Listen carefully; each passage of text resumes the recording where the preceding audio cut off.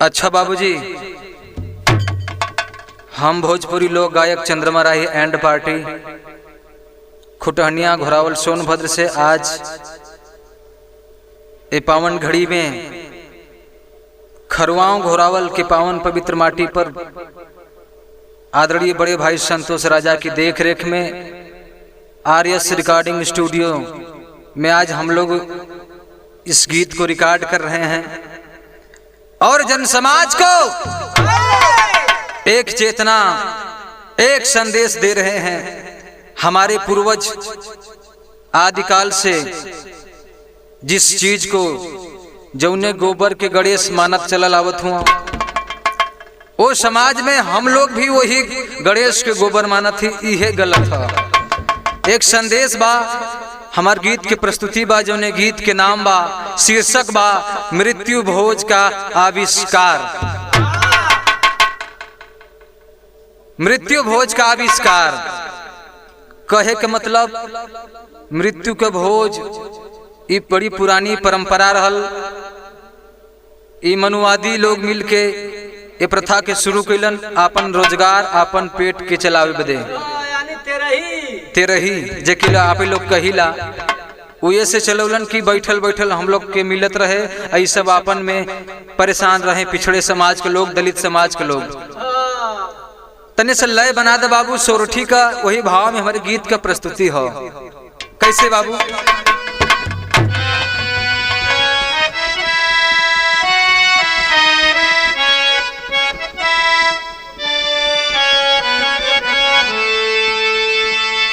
अरे की जवने आंगन में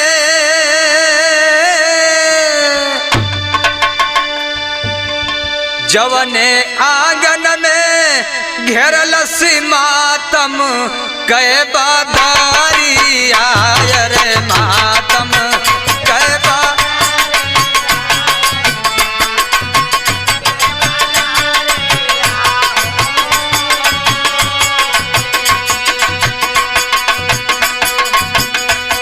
जवने आंगन में घेरल सी मातम कै बादारी आय रे मातम कै बादारी आहो बंद करते रही भोज खायल होना बंद कर।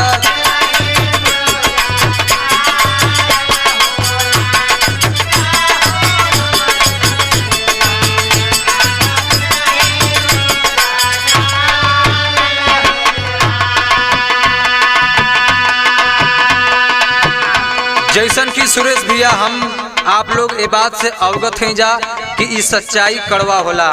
कुछ लोगन के जरूर नागवार समझ में आई, लेकिन अपने अंतरात्मा से पूछे के पड़ी और अपने से खुद तर्क करे के पड़ी, तर्कवान बने की पड़ी। इस गीत पर आप लोग कमेंट जरूर करिएगा कि क्या सही है ये गीत या गलत है, लेकिन पहले पूरा गीत के सुनने के बाद। कैसे? पुत्र शोकावा में जवा बिलख ली मतारी आय रे बिलख।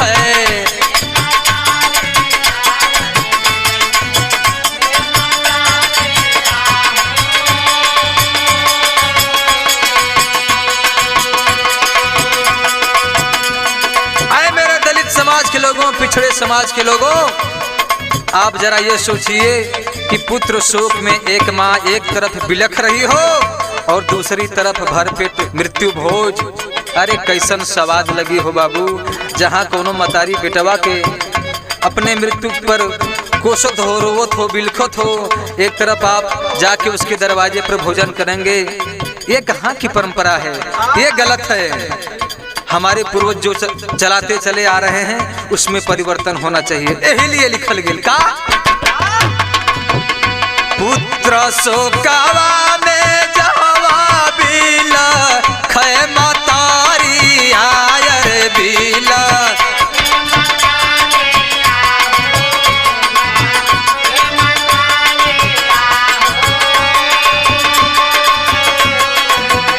पुत्र शोकावा में जवा बिलख मतारी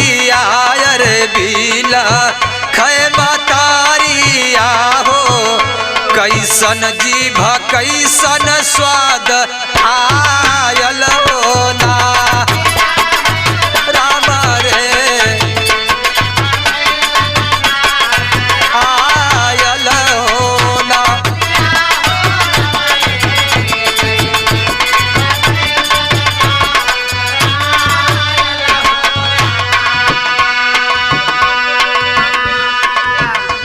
पति के वियोग में बिलख विधा वा गुजारी आयर विधा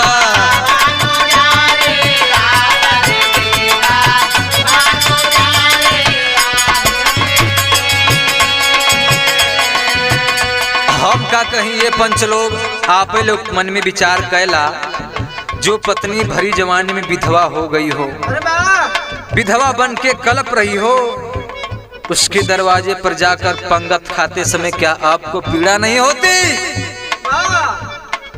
ये पाखंडियों ने, ये मनुवादियों ने इस ढोंग और ढकोसले को चालू किया है अपने स्वार्थ में। इसे बंद करो यारों, बंद करो।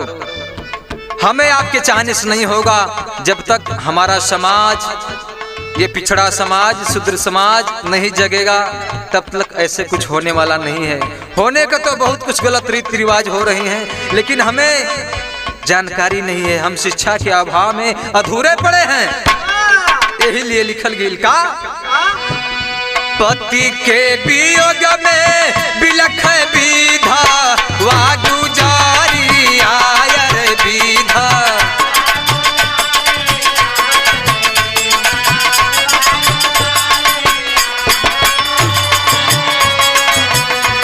पति के वियोग में जावा बिलख ले गुजारी आयर बिलख ले गुजारी आहो। कैसन मृत्यु भोज खाइल भायल होना, कैसे मृत्यु भोज खाइल भायल हो।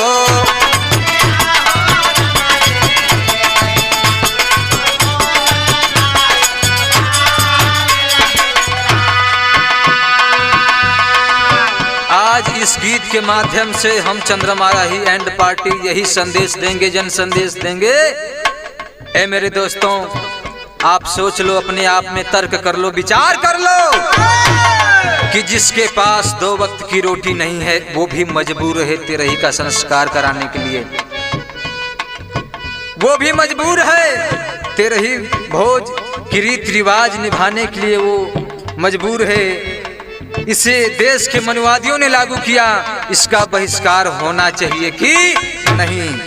आप लोग कमेंट करके बताइएगा।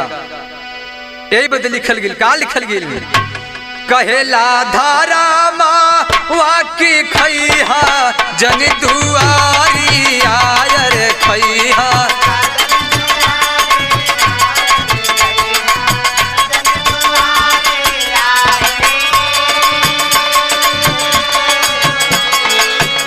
कहेला धर्म के जन खा केहू के दुआरी आयर केहू के दुआरी आहो। उजड़ल सन सारा दिलवा घायल होना, उजड़ल सन सारनु दिलवा।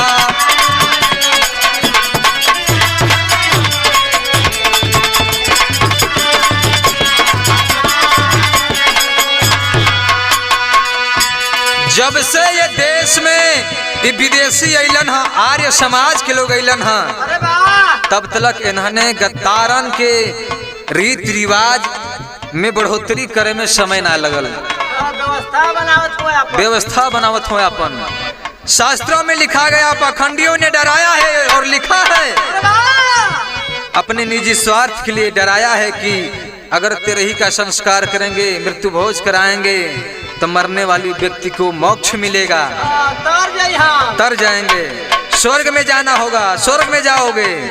और यहाँ तक कि सारे पापों को आप नष्ट कर पाओगे, आपका सारा पाप कट जाएगा। ये सब गलत है। सारे कर्मों का फल इसी धरती पर, इसी मृत्यलोक में, इसी धरती पर स्वर्ग नरक सब यही है, यही भोगना पड़ता है। इसलिए आखिरी गीत में, आखिरी लाइन में हमारा संदेश है। का संदेश है? अरे शास्त्र के बतिया से, शास्त्र के बतिया से डेरावे छलकारिया रे।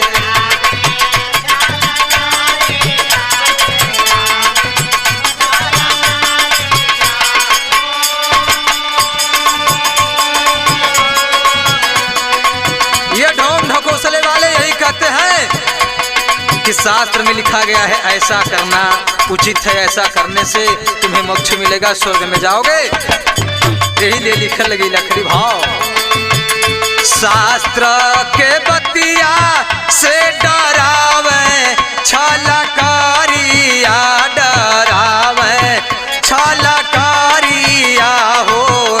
चंद्रमा राही सबके चेतायल होना।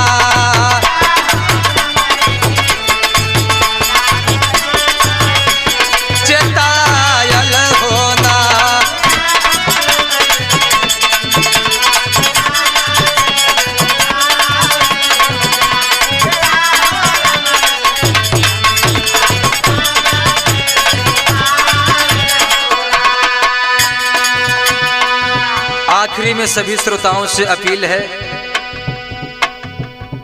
कि आप लोग यदि चाहें तो हम चंद्रमा राही एंड पार्टी मिशन गीत के कलाकार, चाहे आप किसी भी पार्टी से मिशन करा सकते हैं, जो कि हमारा नंबर है 9936781065।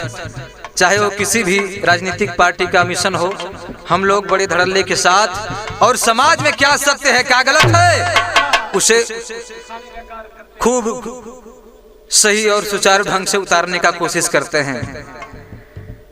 तो चंद्रमा राही सबके चेतायल हो, किया हो रमरे।